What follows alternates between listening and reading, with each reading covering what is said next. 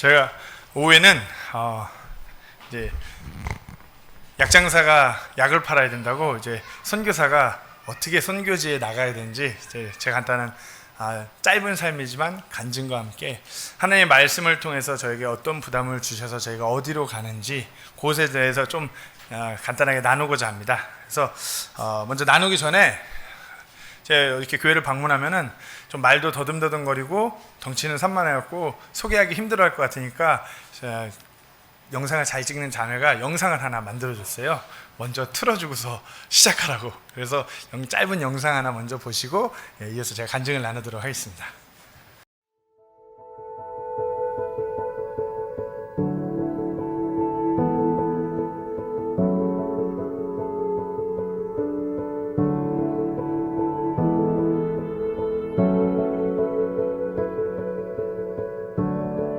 안녕하세요. 저는 김기정 형제입니다. 저는 사랑스러운 한 아내의 남편이자 아주 사랑스러운 새 아이의 아빠입니다. 저는 약 7년 전 미국 캘리포니아의 웨스트코스트 침례 신학교에서 선교학을 공부하면서 필리핀을 향한 하나님의 그 뜻과 계획을 구하며 공부했습니다. 최근까지 신학교에서 함께 공부했던 이일의 목사님과 동역하며 서울 침례교회에서 전도사 직분을 맡아 설교 사역과 청소년 사역을 주로 맡았습니다. 주님께서는 이전부터 계속해서 필리핀을 향한 강한 부담을 저에게 주셨습니다. 대학생 시절 아버지의 권유로 무슬림 지역인 필리핀 민다나오 잠보안가에 6개월 동안 거주하게 되면서 하나님의 영광을 위해 살지 못했던 자신을 되돌아보게 되었고, 그와 더불어서 필리핀을 향한 부담을 가지게 되었습니다.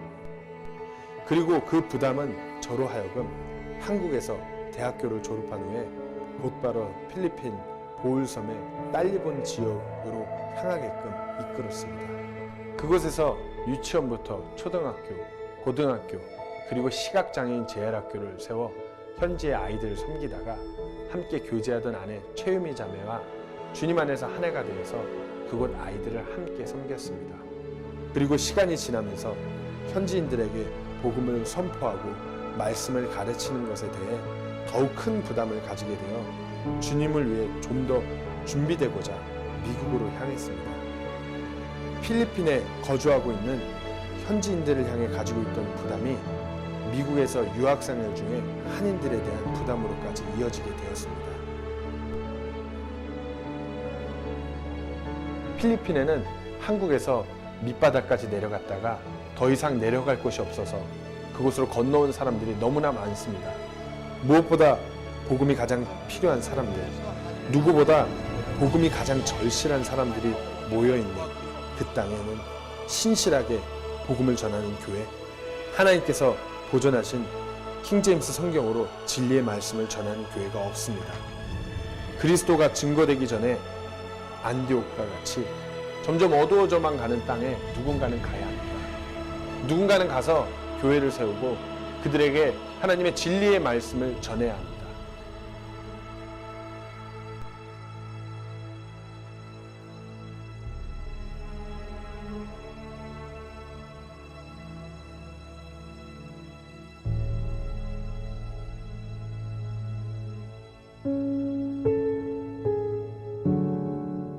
너무나도 연약하고 부족한 저희지만 그럼에도 불구하고 저와 저희 아내와 저희 아이들과 함께 그 땅에 예수 그리스도의 그 빛을 비추고자 합니다. 또한 하나님의 말씀의 씨앗을 그곳에 심고자 합니다. 저와 저희 가정을 위해서, 그리고 필리핀 사역을 위해서 성도님들의 많은 기도 부탁드리겠습니다.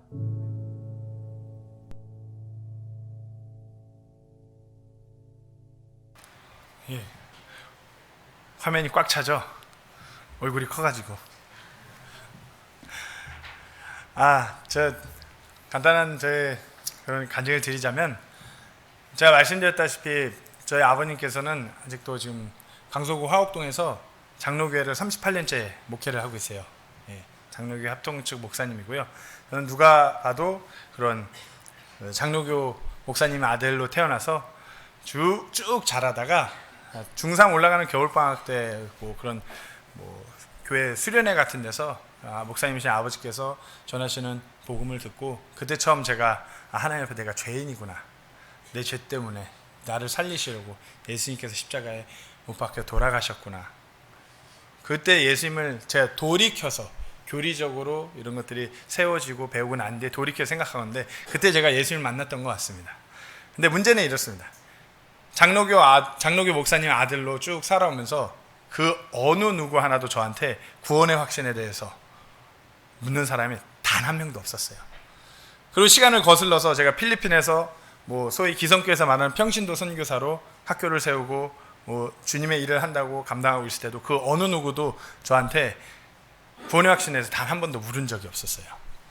그런데 이제 제가 독립침례교회에 발을 처음 디디게 된 것도 그렇고 저한테 구원의 확신에서 처음으로 물었던 교회가 미국 유타주에 있는 솔트레이크 바이블 베프티스트 처치라고 정말 유타주 몰몬교 지역이라는 유타주에 독립침례교회가 있는 것도 흔치 않은 일인데 그 교회에 할아버지 할머니밖에 없었어요. 저 아내랑 저는 그 교회 처음 갔다가 이 교회는 아니다, 할아버지 할머니밖에 없고 예배 분위기는 너무 올드하고 목사님은 계속 소리를 계속 지르시는 것 같았어요. 영어를 잘 못 알아듣는데. 그런데 제가 그 교회 처음 문 열고 예배당에 들어갔을 때 흑인, 유타주인데 흑인이 교회 안에 있는 것도 참 특이하죠. 흑인 집사님인 것 같았어요. 그 집사님 한 분이 저한테 이름을 물어보시더라고요. 제가 그러니까 브라더 킴 그러면서 저한테 오늘 죽으면 천국 갈 확신이 100% 있냐라고 처음 그 질문을 저한테 물어보시는 거예요. 그래서 그때 처음에 이상했죠. 태어나서 처음 받아보는 구원의 확신의 질문이라 이 사람 나한테 뭐지? 나 이거 내가 교회 처음 그게 아니라 나 선교사로 미국에 이렇게 신학교 알아보러 왔는데 왜지? 그러면 이상한 거 물어보고 교회는 좀 되게 올드하고 그래갖고 아내랑 얘기하기를 이 교회는 좀 이상한 것 같다. 좀 그래서 우리 다른 교회를 알아보자. 그래서 남친네 그 전에 갔던 남친네 교회를 다시 갔죠.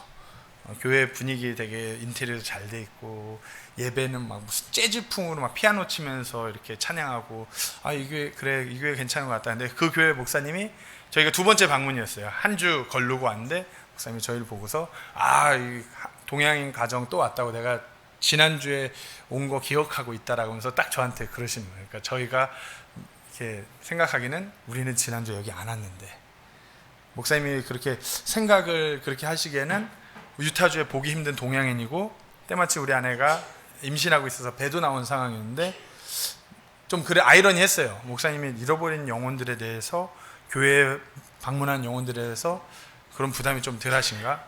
근데 그러고 나서 한 주가 지나고 소문으로 이제 저희가 함께 살고 있던 아까 사진 속에 나왔던 연로하신 은퇴한 지 한 40년 넘은 목사님 한 분 계신데 그 목사님한테 연락이 오기를 저희가 방문했던 그 독립침례교회 백인 할아버지 목사님께서 저희를 찾아다니시는 거예요. 저희한테 처음으로 구원의 확신에 대해서 물었던 그 교회.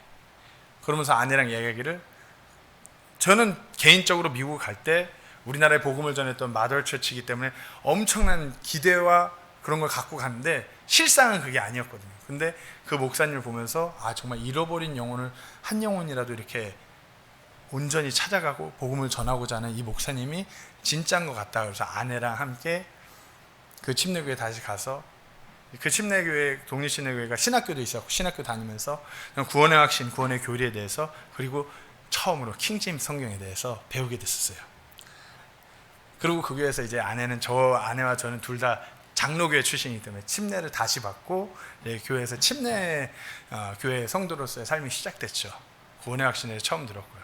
그래서 제가 돌이켜 생각해 보면 참 재밌었던 게 미국은 독립침례교회 강성교회는 NIV 보면 아주 막 이렇게 막 머리를 쭈삣쭈삣 세울 정도로 전투적으로 사람들이 변해요.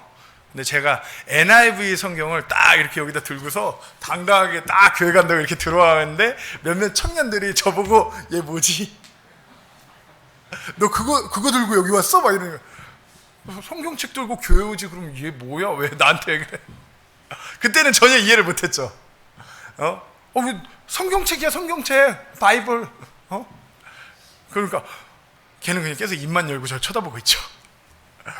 그렇게 하면서 교회에서 안 되는 영어로 정말 그런 건전한 구원의 교리에 대해서 하나님께서 보존하신 성경이 어떤 것인지 처음 알게 되면서 이제 그 목사님께서 저희를 그런 캘리포니아에 있는 웨스트 배프티스트 칼리지가 지금 현재 독립신뢰교회에서 가장 건전한 교리를 실질적으로 잘 가르친다고 가이드를 해주셔서 그 학교를 가게 됐어요. 원래 그 학교를 가기 직전에는 그 할아버지 목사님, 영상에 나왔던 할아버지 목사님이 남침례교단에서 인퇴한 지 40년이 넘은 목사님인데, 그 목사님께서는 이제 학자가 되려면은 켄터키에 있는 남침례교단 쪽으로 가고, 그쪽으로 하면 이제 본인이 그런 그쪽 출신이기 때문에 장학금이며 뭐 연계가 되니까 그걸로 가고, 주의 종이 되고 싶고 진짜 주의 종으로서 그렇게 실질적으로 하나님의 일을 하려면은 웨스트코스트 이쪽 학교를 가라고 말씀하시는데, 저는 당연히 목사님 저는 절대로 학자 타입이 아닙니다, 이쪽으로 가야 맞아요. 그래서 이쪽 학교로 오게 된 계기로, 그때도 쉽지 않았어요. 저의 백그라운드는 30년간 장로교였거든요. 학교에 와서 수업 시간에 중부 쪽에서 온 친구들이 상당히 전투적이거든요. 말이 거칠어요. 그러면 뭐 킹제임스 성경 말고 다른 성경 보고 구원받고 예수님 믿은 사람 다 가짜다, 이 사단의 추종자들아, 막 안 되는 용어로 그게 들리더라고요. 아내한테 첫 학기 때 돌아왔고, 우리 학교 잘못 온 것 같아, 우리는 사단의 성경을 들고서 예수님 믿은 사람들이래. 이렇게 되게 혼란스럽고, 왜냐면 아직 미성숙하고 상당히 전투력이 높은 친구다 보니까 뭐 장단점이 있는데, 그러다 보니까 되게 처음에 이제 이방인 같고, 왜냐면 미국에는 되게 침례교회에서 자라는 친구들이 그 침례교인 자부심이 강하다 보니까 장로교회에서 온 사람들이 꼭 마치 이방인 같은 거예요.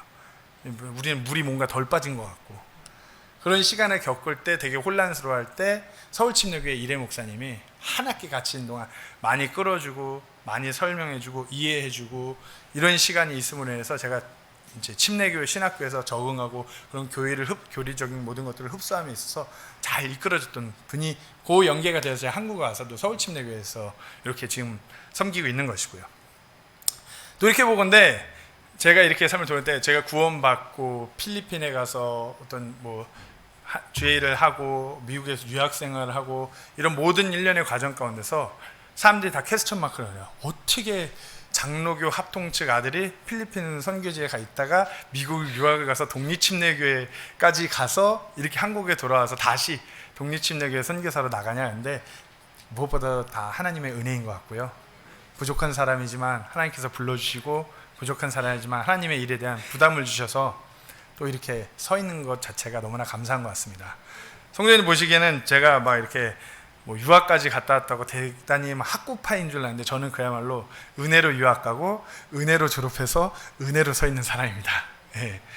저한테 막 이렇게 막 그런 학구적인 걸 기대하시면 안 돼요. 네. 계속해서 나누겠지만 정말 하나님의 은혜가 가득하였고 지금도 가득하고, 하지만 이제 앞으로 선교지에 가서 하나님의 일을 함에 있어서 은혜 가지고 안 되고 성도님들 많은 기도가 필요한 사람입니다. 제 자신이 제가 돌이키는데 너무 부족하기 때문에 이렇게 교회를 방문하면서 기도 요청을 하면서 다니고 있는 가운데 있습니다. 그래서 지금 제가 뭐 제목이 주의 손이 함께하는 선교라, 뭐 제가 나가서 할 선교가 주의 손이 함께하는 선교 이런 게 아니라 그와 같은 선교, 그와 같은 하나님의 일을 하고 싶어서, 또 하나님께서 제가 미국 유학생활 중에 그런 부담을 주면서 하나님의 말씀으로 하여금 그런 부담을 확실히 해주셨어요. 그 사건이 없었더라면, 이런 일이 없었더라면 제가 지금쯤 미국 애너하임 디즈니랜드 옆에 어느 교회 후임으로 잘 먹고 잘 있을 텐데, 그 부담 때문에 한국에 들어왔죠. 그래서 그런 부담이 된 부분을 하나님의 말씀을 통해서 나누고자 합니다. 사도행전 11장 19절에서 21절 말씀 3절입니다.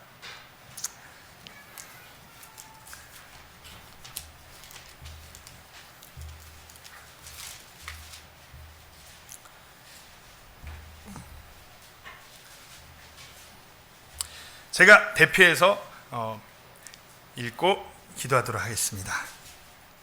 사도행전 11장 19절에서 21절 3절입니다. 이제 스데반으로 인하여 일어난 핍박으로 말미암아 널리 흩어진 자들이 멀리 베니게와 키프로스와 안디옥까지 여행하며 오직 유대인들에게만 말씀을 선포하더라. 그들 중에 몇 사람은 키프로스와 구레네 사람들이었는데 그들이 안디옥에 이르러 그리스말 하는 사람들에게 말하여 주 예수님을 선포하며 주의 손이 그들과 함께함으로 많은 수의 사람들이 믿고 주께로 돌아오더라. 아멘. 기도하시겠습니다. 사랑의 하나님 아버지, 이 시간 부족한 사람에게 하나님께서 허락하신 그 부담을 배단위 침례교회 성도님들과 나누고자 합니다. 아버지, 잃어버린 영혼들을 향해 저에게 주신 그 부담이 이곳에 계신 모든 성도님들과 함께 한 마음으로 한 부담이 되어서 정말 기도로서 함께 돕는 관계로 저희가 함께 나아갈 수 있도록 이 시간 가운데 성령께서 함께 해주시길 부탁드리며 예수님의 이름으로 기도합니다. 아멘. 오늘 본문 속의 배경이 안디옥이에요. 안디옥 하면 뭐가 떠오르시나요? 예. 자, 이 얘기한 교회가 지금까지 거의 미국인 교회 빼고 전부 한인 교회는 전부 다 그리스도인이나 불린 교회. 99.99%는 다 이 말씀 하시는 것 같아요. 안디옥 하면 그리스도인이나 처음 불린 교회. 근데 제가 말씀드리고자 하는 안디옥은 그 이전의 안디옥이에요. 그 이전의 안디옥. 그 안디옥 교회가 세워지기 전의 배경이죠. 이때 당시 안디옥은 로마에서 세 번째로 큰 도시고 무역이나 어떤 외부의 사람들의 교류가 왕래가 엄청 활발한 지역이었어요. 때문에 부유했고요.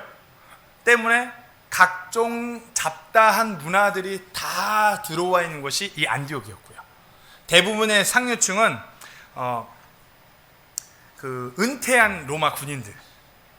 그래서 뭐 물질적으로도 풍요롭고 예술적으로도 다양한 문화가 들어와 있고 어떨 것 같으세요?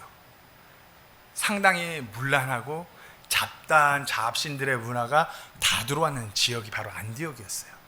인간적으로 보면 교통의 중심지요, 무역 같은 그런 것이 활발하고 많은 외국인들이 얼마든지 들어올 수 있는 개방된 지역이었지만 어떤 그리스도인의 입장에서 이 안디옥을 바라봤을 때는 너무 부유하고 문란하고, 특별히 문란한 것이 어떤 면으로 드러나냐, 목욕 문화가 엄청나게 발달된 지역이 안디옥이었어요. 이때 당시 목욕 문화라는 건 성적으로 이들이 얼마나 타락하고 얼마나 문란한지를 보여주는 것이기도 합니다. 그런 것이 안디옥이었어요. 영적으로, 육적으로 실로 타락한 도시, 그것이 안디옥이었어요. 근데 오늘 본문에 보시면은 스데반의 그 순교로 인해서 그 핍박으로 말미암아서 유대인들이 이곳까지 흩어져서 유입된 걸 보게 돼요. 이때 당시 이 안디옥의 유대인들이 7명 중 1명은 유대인들이었다고 그래요. 7명 중 1명. 근데 이것으로 우리가 두 가지를 볼 수 있는데, 하나는 얼마나 그 핍박이 심하면은 거의 480km가 떨어진 이 지역까지 유대인들이 7명 중 1명이 될 정도로 얼마나 핍박이 심하고 이렇게까지 떨어져 왔을까.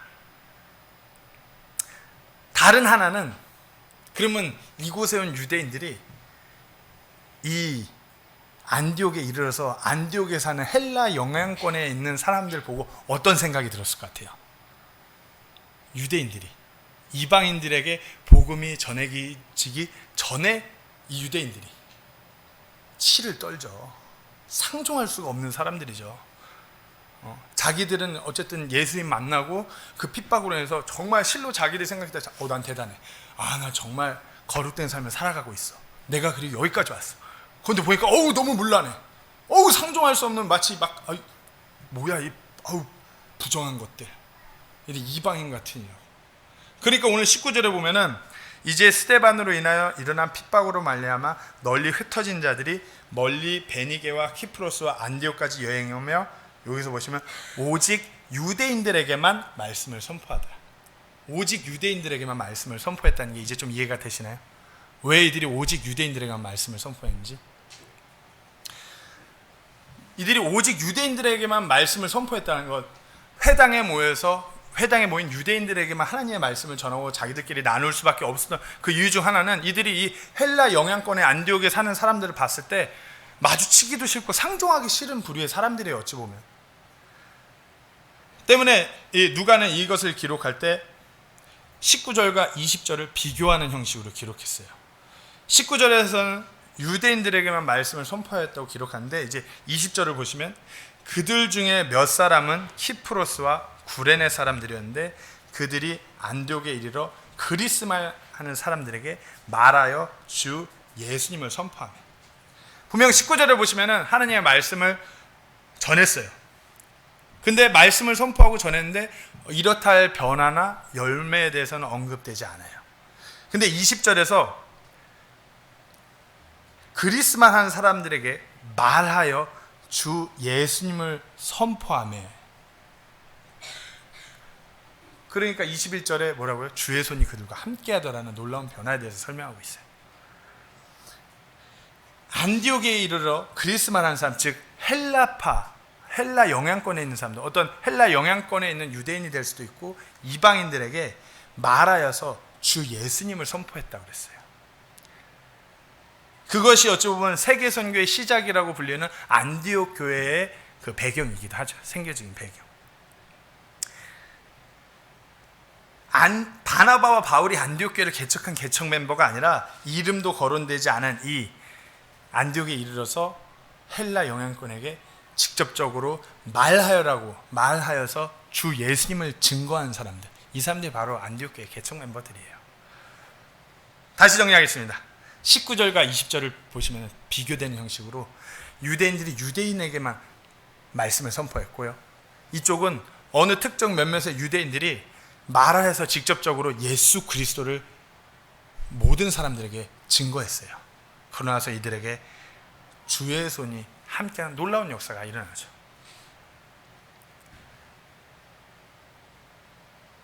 선포한 대상이 틀리고요, 방법 또한 틀렸어요. 제가 왜 이 말씀을 드리냐, 제가 가려는 곳은 필리핀 세부 지역입니다. 세부 그러면 다들 잘 아시는 관광지예요. 예. 근데 이제 세부가 관광지로 유명하게 된 그 사건을 혹시 아시나요? 신모 연예인이 카지노 하다가 들이넣은 사건이 있었는데, 그 사건이 있고 나서 그 다음 달에 직항이 5개가 생겼어요. 카지노 하다가, 유흥하다가 매스컴에 알려졌는데, 이게 마치 한국 사람들에게 숨겨져 있던 유흥지가, 대단한 유흥지가 하나가 오픈이 된 것처럼 어마어마하게 많은 한국 사람이 드나들기 시작합니다. 그러면서 엄청나게 많은 유흥지, 유흥업소들의 어떤 이권 다툼이 있으면서 살인 사건도 있고요, 마약에 관계된 일도 있고요. 그런 부분에 있어서 제가 그때 당시 그 필리핀 세부에 거주하지 않았잖아요. 세부 옆에 보홀섬에서 살 때인데, 세부를 계속 이렇게 지나쳐야지만이 한국을 가고 세부를 와야지만이 도시기 때문에 무슨 일을 볼 수 있기 때문에 늘 세부를 왔다 갔다 했었거든요. 그러면 그걸 누구보다 잘 알기에 미국에서 유학생활 할 때 이것이 부담으로 다가오더라고요. 왜냐? 제가 경험했던 필리핀 세부의 이민사회는 한국에서 실패하시거나 한국에서 버티기 힘든 분들이 필리핀으로 들어오셔요. 그래서 거기서 자리 잡고 다시 새 출발하는 분들이 되게 많았어요. 사업에 실패하고 아니면은 좀 이렇게 야반도주하고 들어오신 분들이, 아무것도 없는 분들이 가이드부터 시작해갖고 그다음 여행사, 그다음 건축사, 뭐 아니면 어학원, 이런 식으로 사업이 이렇게 뭐 코스처럼, 그러다 보니까 이혼한 분들, 야반도주, 수배자 이런 분들이 많이 와서 하다 보니까 쓴뿌리도 심하고, 그 안에서 말 못할 일들이 엄청나게 일어나면서, 근데 미국의 이민자 생활을 경험해 보는데 미국은 틀린 거예요. 한국에서 소위 상류층인 분들이 더 나은 삶을, 아메리칸 드림으로 꿈꾸고자 더 나은 환경을 자녀들에게 물려주고자 미국으로 오신 거예요. 대하는 사람들이 다 틀린 거예요. 이분들은 다 어디 내노라는 학교, 아니면 내노라는 회사 출신들. 필리핀은 거꾸로 다 듣도 보지도 못한 회사 다니다 잘린 사람들, 아니면 가정이 깨진 사람들. 그러면서 이제 그거에 대한 부담이 슬슬 생기기 시작하는데, 미국은 또, 미국에 있는 이민자 교회는 내노라는 학교에서 공부하신 내노라는 목회자들이 다 목회자로 있어요.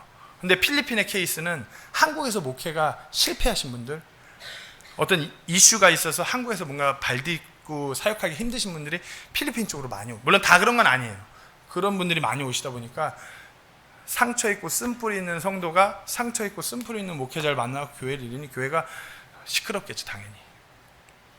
그러다 보니까 저에게 많은 부담이 됐습니다. 제가 관련 지역에 대해서 어떤 매스컴에서 기사가 많이 나더라고요. 필리핀에 대해서, 세부에 대해서. 그거를 잠깐 나누면서 한번 제가 리모컨 여기다. 먼저 보시면은 이 기사는 조금 오래된 기사예요. 근데 되게 기자가 좀 자극적이게 하려고 25만 원의 청부살인 가능한 필리핀이었는데, 제 기억으로 세부 지역에서 크리스마스 때 프로모션 걸리면 한 사람 킬러가 싸주는데 40만 원에서 한 50만 원 정도 했었어요. 예. 여긴 마닐라라 그런가? 좀 싸네요. 예. 근데 주로 이 킬러가 한국 사람을 쏘긴 쏘지만 주로 배후에는 다 한국 사람이에요. 한국 사람이 킬러를 사주해서 저쪽 한국인을 쏘는 거예요. 이제부터는 세부 기사입니다. 2년 전이에요. 필리핀 세부에서 한 명 총기에 피살. 이게 또 다 한국 사람의 배우죠. 세부가 유명한 유흥지로 올라오기 시작하면서 마닐라가 이제 유흥지로 좀 이렇게 낮아지면서 마닐라에 있던 유흥지 상권이 세부로 밀려 들어옵니다. 그러면 세부에 원래 있던 상권이 그들과 부딪히겠죠. 그러면서 이런 사건들이 일어났어요. 작년에는 피살 사건이 2번이나 있었어요. 필리핀 세부에서 40대 한국인 오토바이 개안에 총격 사망. 이건 작년 연초 때 일어났다. 이것도 뭐 그런 부류의 사건이고요. 작년 한 10월쯤에 또 다른 피살 사건이 일어났는데, 필리핀에서 한국인 또 총격 사망, 세부 체류 20대 남성 8발 총상.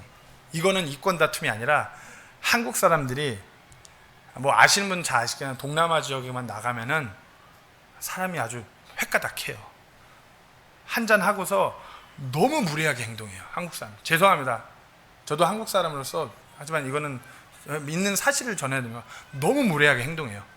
이거는 너무 무례하게 행동해서, 보통 이렇게 어떤 여자가 남편이 있다고 그래도 너무 무례하게 행동하니까, 남편이 저기서 보고 있다고 그래도 무례하게 행동하니까 참다 못해 가서, 필리핀 사람들이 되게 순수해요. 감정적이에요. 그러다 보니까 평소엔 착하다가 이게 이성을 잃어버리면 물불을 안 가리는 사람으로 바뀌는 거예요.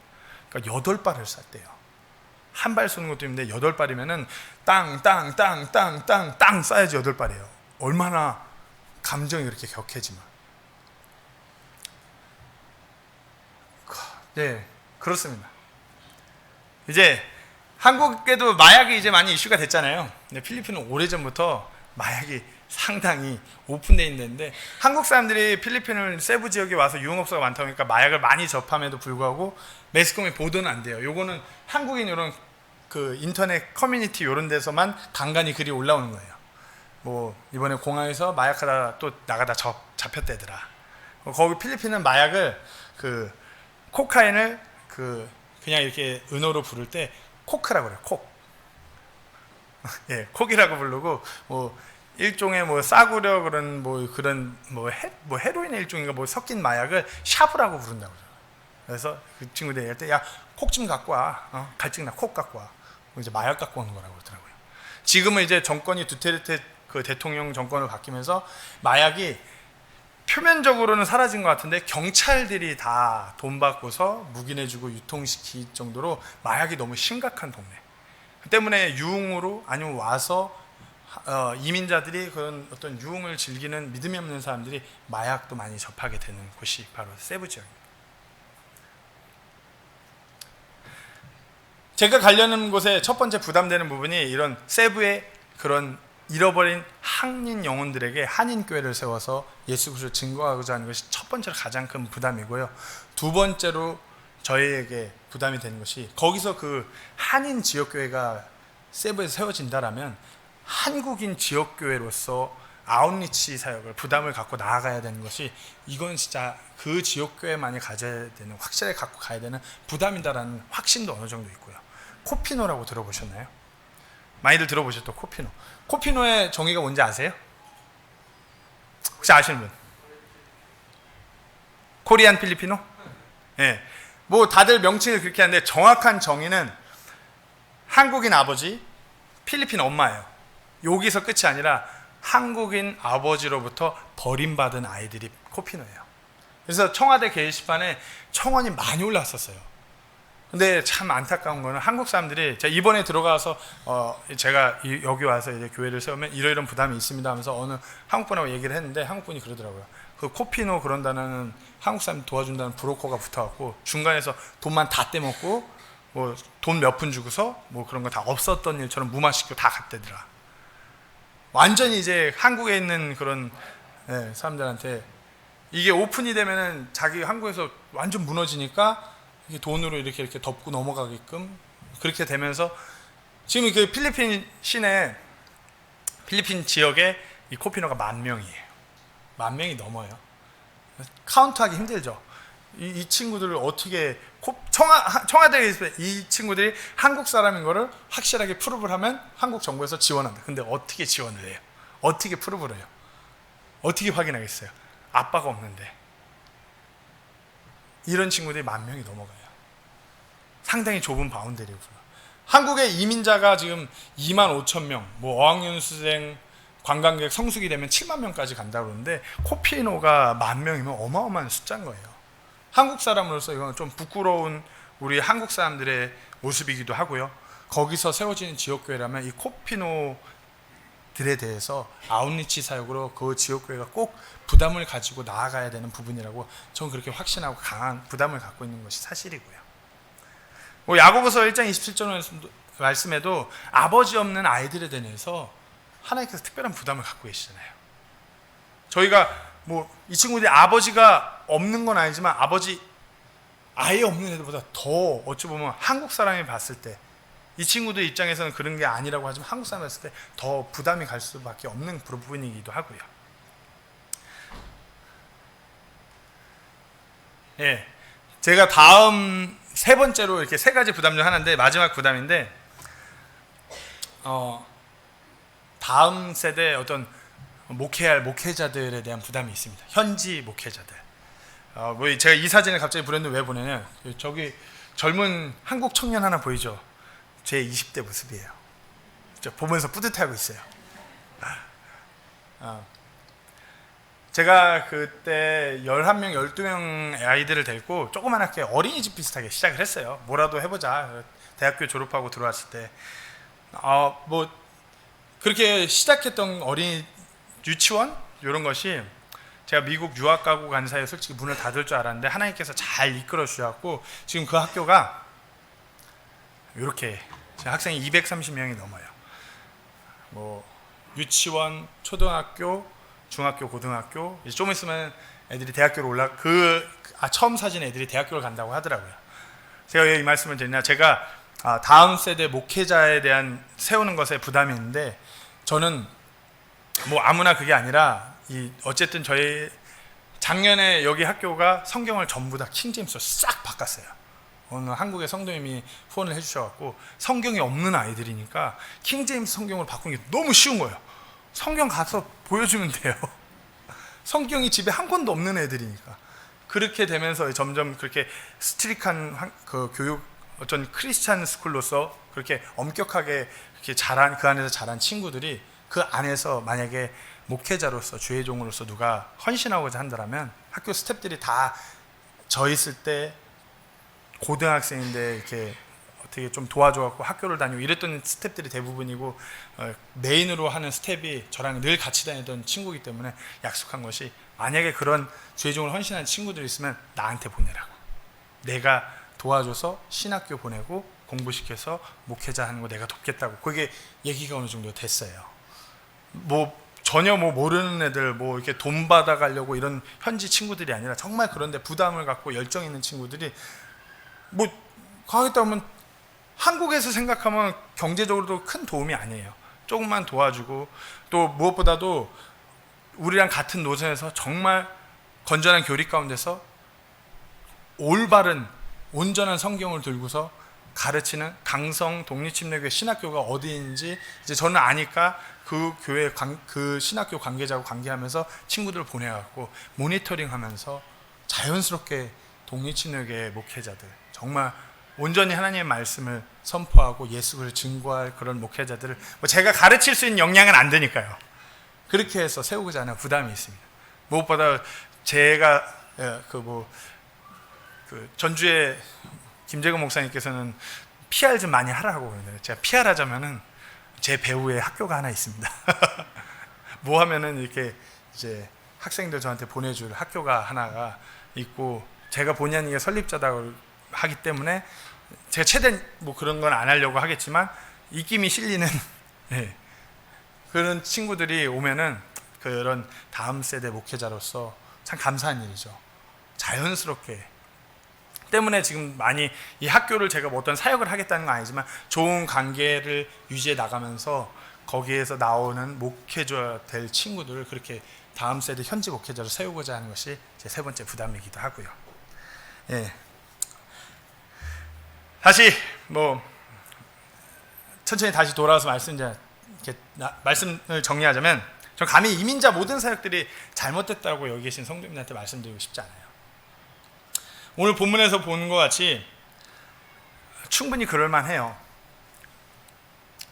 유대인들이 유대인에게만 말씀을 선포한 것처럼 이민자 교회들의 현 실상을 구체적으로 말씀드리면, 이민자 교회는 한국에서 소위 교회 좀 다닌다는 분들이 필리핀 와서 교회를 또 가는데 그 안에 교회가 어떤 진짜 예수님이 주인 되신 교회의 모습이 아니라 어떤 커뮤니티적인 교회로 전락한 교회가 너무 많다라는 것이죠.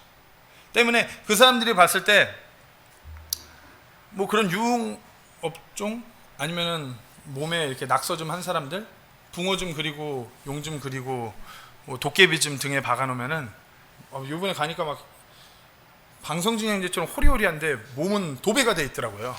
다리 여기까지. 얘는 또 뭐지? 막 뭐 이런 친구들 많은데, 그런 사람들 보면 상종하기 싫어해요.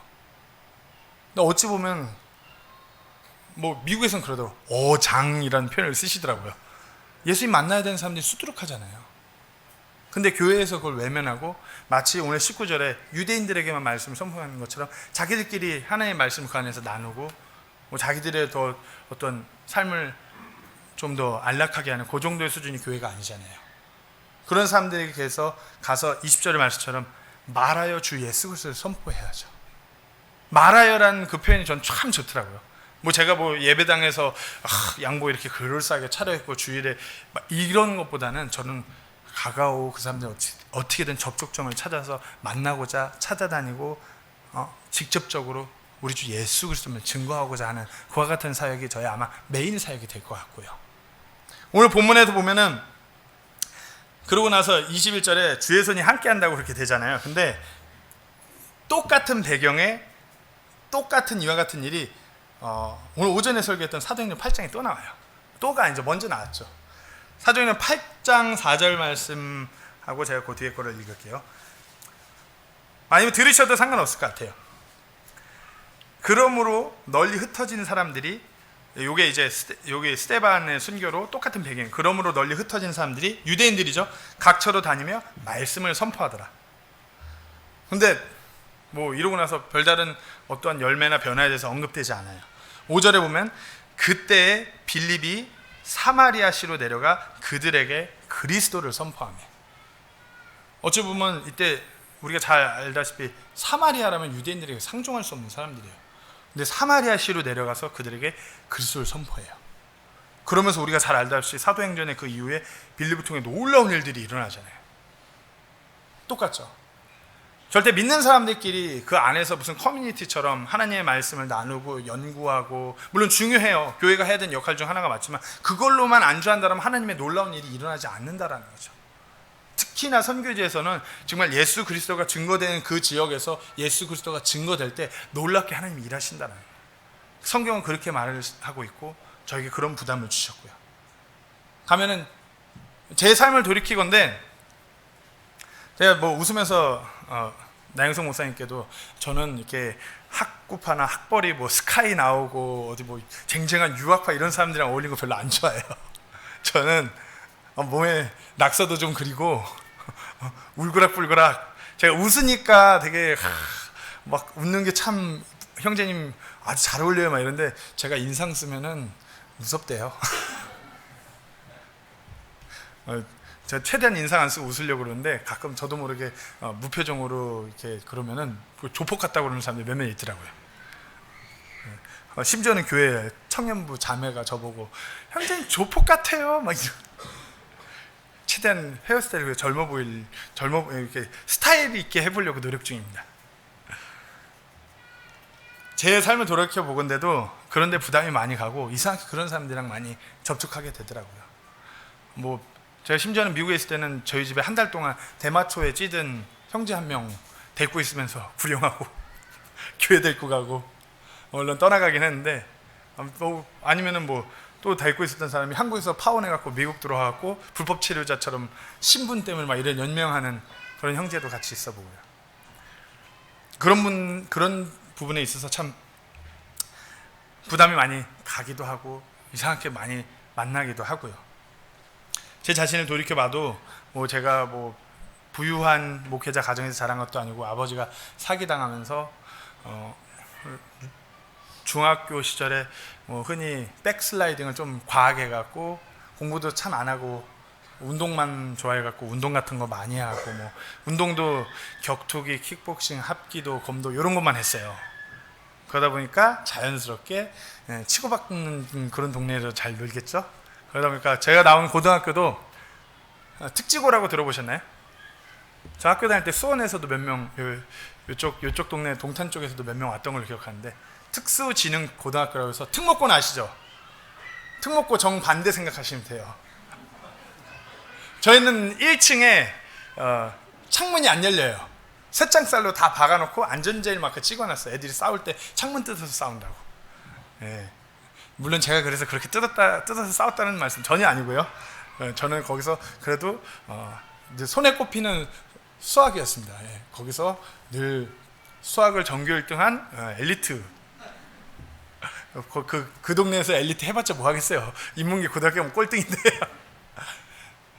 고등학교 출신도 그런 고등학교 출신이에요. 제 주변을 봐도 제 뭐 동창들 모여도 4년제 대학교 나온 사람 저 하나고 뭐 애들 전부 다 막 그럴 정도로 그런 사람들하고 어울리는 게 오히려 친숙한 사람이기도 하고요. 그리고 무엇보다도 솔직히 가기 싫었어요. 아주 안정된 삶에 안주하기도 싶었고요. 미국에서 이렇게 후임자리도 좋은 동네 애너하임이라고 디즈니랜드 옆에 동네에서 후임자리가 났을 때 이런 부담만 아니었으면 그때 그걸 잡았어야 되는데 그때 원래 이렇게 필리핀으로 정말 선교사로 나가고 싶어서 학교가 졸업할 와중이 됐는데 이제 준비를 해서 필리핀 쪽으로 가든가 미국에 남던가 결정해야 되는데 전혀 뭐 길이 열리지 않아서 그냥 미국에 남아야 되나 보다. 그래서 그 후임자리가 들어왔을 때 인터뷰를 하고서 가서 예스만 하면 이제 신분 변호사서 바뀌는 과정에 들어갔는데 이제 이 부담이 너무 강해져 갖고 교회에서 컨퍼런스 기간에 목사님들 뵙고 이제 가서 예스를 했는데 아내한테 제가 밤잠을 못 이루면서 너무 막 이러니까 아내가 하고 싶은 대로 가. 저희 아내가 저보다 믿음이 훨씬 좋거든요. 가고 싶은 대로 가. 가고 싶잖아. 그때 그 결정이 지금까지 순탄치 않는 과정으로 이어졌던 것 같아요. 그렇게 해서 필리핀을 가겠다고 한국에 들어왔는데 잘 모르는 어떤 믿는 바가 틀린 교회에서 힘겨운 시간을 겪고 교회가 나뉘면서 저희도 이제 거기 있을 수가 없으니까 나와서 그런 막 방황하는 과정 가운데서 낙동과 오리온처럼 헤맸죠. 한국에 연고가 없으니까 아는 교회도 없고 한국 출신도 아니고 그러다 보니까 이렇게 되면서 솔직히 많이 힘들었는데 그 가운데 이래 목사님이 또 다시 이렇게 접촉이 돼서 교회에 수대갖고 그러면서 또 쉽지 않았어요. 정말 힘든 시간들이 많았고 특별히 작년에 사역 관두려고 그랬어요. 제가 미국 가는 비행기 타기 전까지 정기 검침으로 일했거든요. 근데 이제 그게 한전 자회사로 들어가면서 이제 안정된 직장이 되고 애가 셋이 있으니까 안주하고 싶잖아요. 너무 힘들고 말씀드렸듯이 사고가 나면서 솔직히 너무 힘든 시간을 보내면서 사역 관두고 그리고 제가 이렇게 독립침례교회 목사님들 봤는데 저 같은 사람은 이게 맞지 않는 옷을 입고 있다는 그런 느낌을 많이 받았어요. 우리 나영석 목사님 같은 분, 김영균 목사님 같은 분 뭔가 이렇게 뭐 학구적인 어떤 뭔가 뛰어나야지 이게 그런 사람이 목회자 해야지 나 같은 사람이 목회자 아닌 것 같은데 근데 아내가 딱 한마디 하더라고요. 자기 그거 하는 거 맞아. 그러면서 또 안녕. 그러면서 하나님께서 하나님의 말씀을 통해서 강한 부담을 주시더라고요. 오늘 아침에 나눴던 그 말씀이죠. 사도행전 1장 8절 말씀 한번 마지막으로 나누고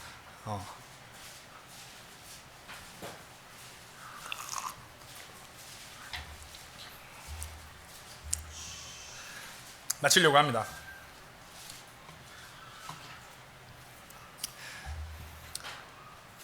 다 함께 한 목소리 한번 읽어볼까요? 시작.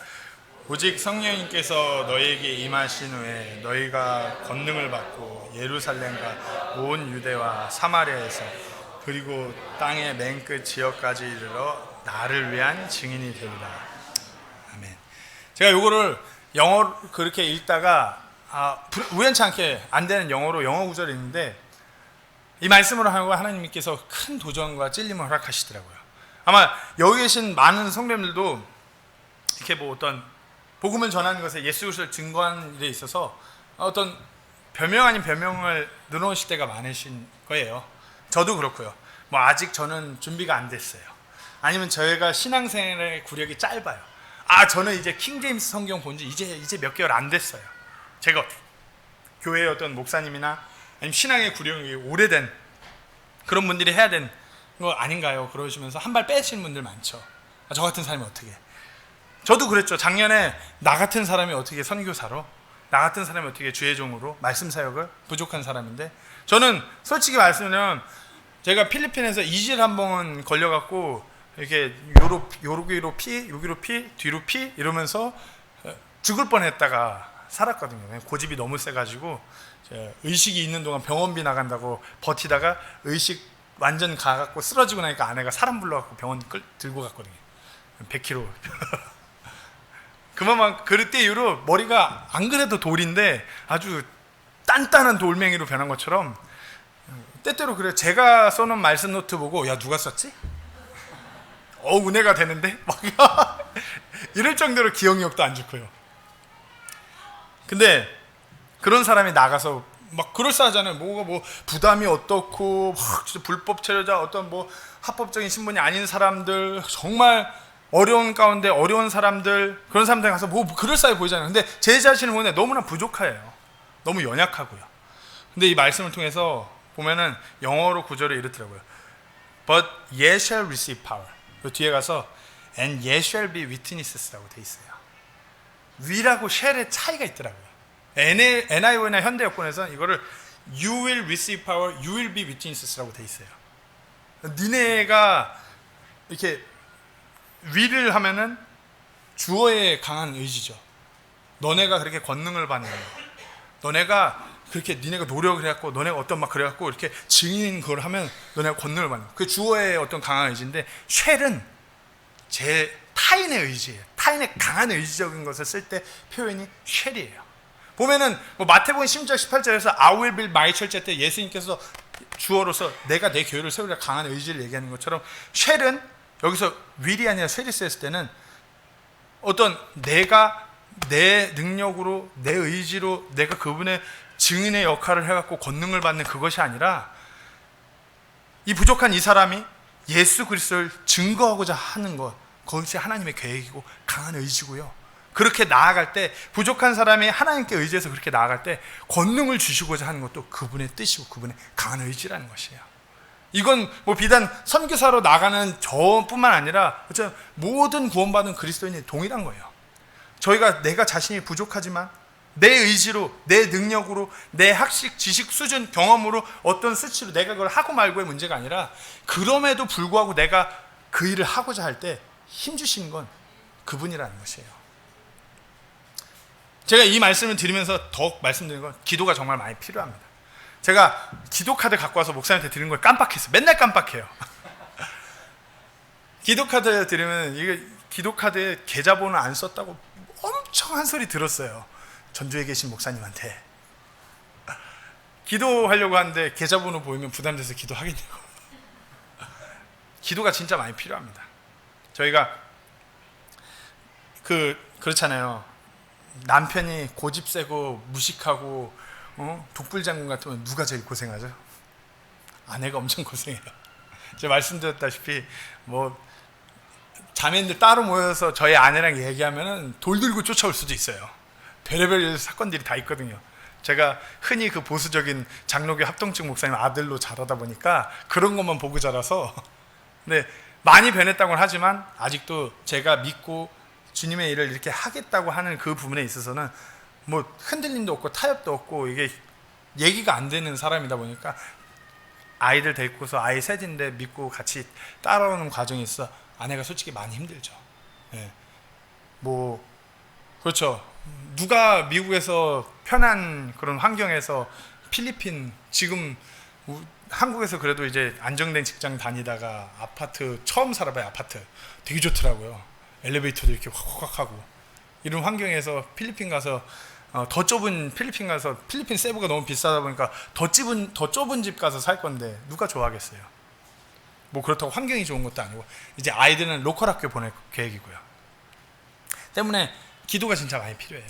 부족한 사람이 이 고집세고 무식한 사람이 때마다 하나님께서 지혜를 주시고 올바르게 하나님께서 인도하시는 길로 잘 갈 수 있게끔 성도님들의 기도가 절실하게 필요하고요. 제가 작년부터 한국의 독립침례교회를 한국교회 20교회, 미국교회 6교회를 방문했어요. 근데 연초에는 뭐 절 놓고 우리 교회는 서울침례교회는 기도하죠. 근데 기도하는 분들이 별로 없었어요. 연초에는 그러니까 교회 방문을 어떻게 했냐? 연락도 없이 일단 가요. 연락드린 목사님들이 부담스러워서 오지 말라고 그러시거든요. 가요. 무턱대고 가요. 목사님 인사드리고 이렇게 하고 이렇게 나누고 막 이렇게 하다 보면 목사님 그러면은 어느 교회는 연락 줄게 돌아가세요. 그리고 연락 안 오죠. 어느 교회는 다시 오세요. 이렇게 1년의 과정을 가지면서 나 목사님은 오지 말라고 했더니 그때부터 계속 오라고 그러셨는데 깜빡을 하셔갖고 저도 깜빡하고요. 나 목사님이 그때 막 오라고 그랬는데 막 그러다 보니까 연말까지 오더라고요. 근데 계속해서 교회를 방문하고 성도님들의 기도를 부탁드리고 기도가 쌓이면서 하다못해 제가 그 독립침례교회 한국 선교사로 처음 나간다고 하더라고요. 근데 미국에서도 독립침례교회에서 한국 사람이 미션 컨퍼런스 와갖고 영어로 뭘 하는 게 처음이에요. 근데 제가 영어가 그렇게 잘 되진 않아요. 여기 방성진 형제도 있어서 알겠지만 영어가 상당히 안 되는 사람 중 한 명인데 성도님들이 얼마나 기도를 열심히 해주신지 마치 방언이 터지듯이 어떻게 이제 기억이 안 나는데 미국 이렇게 지체들이 와서 기도한다고 막 이러고 가는 거 보고 야 성도님들의 기도가 너무 과해지고 또 앞으로 이제 뭐 교회를 방문하는 그것이 아니라 진짜 선교지에 나가서 저희가 솔직히 맨 땅에 헤딩하러 가거든요. 뭐 성도들이 모여있는 데를 가는 것도 아니고요. 지금 3월 8일 날 첫 예배 날짜 찍어놓고 들어갑니다. 지금. 예, 제가 아주 무식하게 예배 날짜 찍어놓고 돌아가는데 첫 예배 때부터 성도 한 명도 없이 예배 드리면 어쩌나 그러고 서울침례교회는 지금 그래서 예배같이 드려주러 첫 예배 때 간다고 이렇게 오신다고도 하시기도 하고요. 정말 기도가 많이 필요합니다. 거기에서 뭐 자체 교단 선교사 협의회라고 해서 자체적인 교단을 꾸려갖고 뭐 너무 심하게 치리하려고 하다 보니까 거기를 많이 왕래하는 독립침례교회 지난주에 이렇게 복된 소망 침례교회 갔었는데 거기 형제님 한 분은 절대로 그 세부 지역에 한인교회 다닌다고 그러면 그냥 돌려보내라고. 쳐다도 보지 말고 뭐 구령도 하지 말고 그냥 돌려보내요. 그런 사람 괜히 복음 전해갖고 교회에 옮겨오고 이러면은 교회에서 어떻게든 추방시키려고 안간힘을 쓸 거라고 절대 쳐다도 보지 말라고 그런 말씀까지 하시더라고요. 마주치지 말고 현지에 있는 한인 목사들 피해 다니고 그 말인즉슨 한국에서도 2단 소리 듣는데 거기서는 뭐 3단, 4단, 5단 가겠죠. 무엇보다도 제가 가장 걱정스러운 것은 제가 아이가 셋 있고 이제 가정을 이끌고 갑니다. 물론 아내는 뭐 부족하지만 남편 믿고 따라가겠지만 저희 첫째 아들이 요즘 가장 많이 힘들거든요. 계속 옮겨 다녔어요. 미국에서 이제 친구 사귀고 머리통 커질 때 한국 원주로 들어와서 원주에서 이제 또 친구 사귀고 머리통 커질 때 이번에는 양주로 올라가서 이제 또 친구 사귀고 초등학교 들어갔는데 이번엔 또 갑자기 필리핀을 또 가요. 그러니까 많이 또 불안정한 가운데서 이제 그래도 쌍둥이들은 아주 어려서 어떻게든 적응이 금방 빠르겠지만 이제 이쪽 저쪽 막 경험해 가면서 이렇게 옮겨 다니다 보니까 많이 좀 불안정한 상태이기도 하고요. 저희 아내를 위해서 그리고 저희 우리 아이들이 잘 적응할 수 있도록 특별히 더 기도 부탁드리고요. 또 저희가 이렇게 뭐랄까 너무나 부족해서 실족해서 아니면 연약함으로 인해서 그 자리에서 이렇게 솔직히 때때로 막 그런 생각이 많이 들거든요. 나 같은 사람이 감히 할 수 있을까? 왜냐면 저는 제 자신을 보는데 상당히 연약하거든요.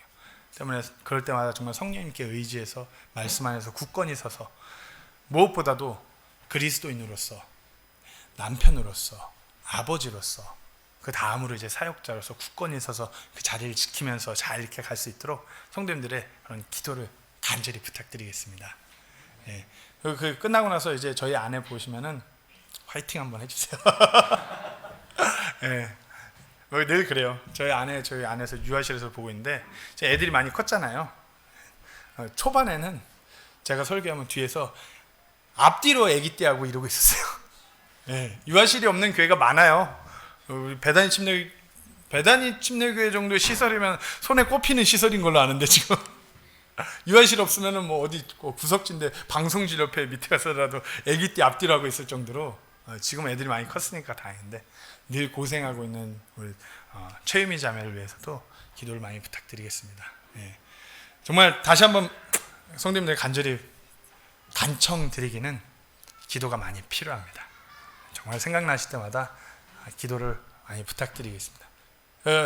우스갯소리 하자면은 제가 잘 나가야 첫 번째 선교사야 잘 나가야지 그 뒤에도 나간다고 하니까요. 무엇보다 우리 다음 세대를 생각하셔서 기도를 많이 부탁드리겠습니다. 기도가 마치겠습니다.